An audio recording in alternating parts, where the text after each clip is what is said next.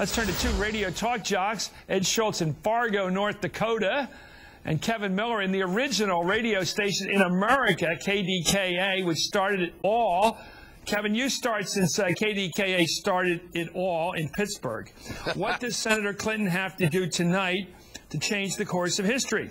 Chris, I think she has to speak to two audiences, one in Texas, and certainly getting Obama to commit what he's going to do with the undocumented or illegal immigrants. He's been very vague on it. He's all things to all people. And, of course, talking about the job loss, as you well know, here in Pennsylvania and, more importantly, to the folks in Ohio. A lot of people are tired of the rhetoric. They want their jobs, and they're tired of the loss of their manufacturing jobs. And that's what Clinton has to do tonight to really rally the base. Does she do a full pander like Mitt Romney did, saying, I'm going to save the auto industry because I said so? I think full pander. Is she going to bring back the steel industry full force, 1948 level? Is that what she's going to do? Well, let's hope so. I think she has to appeal to those.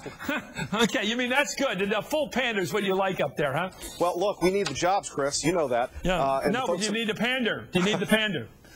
Well, the truth hurts, yes, and I think you'll see that, and I think she'll press Obama on specifically his job programs and what you know, again, behind the rhetoric, the flash behind the rhetoric. Okay. That's what I think Clinton will do tonight. Ed Schultz, the problem for Hillary Clinton, if she gets into the trade area or into the industrialization or reindustrialization of America, what's unfortunately happened in the last 50 years, she has to defend NAFTA, or else it's trash NAFTA, well, which she has to share in because her husband pushed it. Yeah. Kevin, how does Hillary use this story to her advantage? Chris, again, I think she goes back to the experience. She'll say that, yes, it's unfortunate what has happened to Senator McCain. That's why we need lobbying reform. And she understands that she can take these hard issues, she can go after these folks, these entrenched lobbying interests, and take them on because she's faced the heat before. And I agree with Ed. Obama can just say, see more of the same. It's up to Clinton to come back. Wait a minute. You've done something that drives me crazy. Lobbying reform. What lobbying reform would have prevented this kind of misbehavior if this kind of misbehavior did in fact occur? What reform would have stopped a senator from having a relationship with a lobbyist? Well, it was improper, if that's the case. Right. It's the impression, Chris. It's the impression. No, but what lobbying reform? I'm so sick of people saying reform, bills, bills, bills, rules, rules, rules, more ethics, ethics, ethics. It comes down to the people who have the responsibility. Go ahead. All right. Now, what was the question?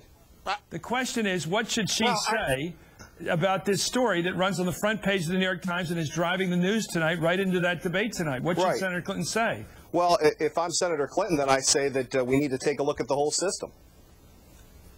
Do you think that works, Ed Schultz? It's a systemic problem, or is it a candidate problem, or is it no problem at all? Either he's innocent or he's guilty. If he's innocent, give him a break. If he's guilty, it's a deal breaker. That's what I think. Yeah, I think they are. I think this is a great uniting front. We heard it on KDKA today. You had people that were lukewarm to McCain. They're all about him because they feel the New York Times has done a hit job. Perceptually, this has helped him with his base. My enemy's enemies are my friends. Got more information. Yes, exactly. You know, you can't write a story like that without having more information. Where's the beef bag? Ed, where's the beef? Where's the beef bag? If the New York Times doesn't have a front page tomorrow, I'll be amazed. The next article. Sure. I think it's the front page. Let's look at top of the fall tomorrow.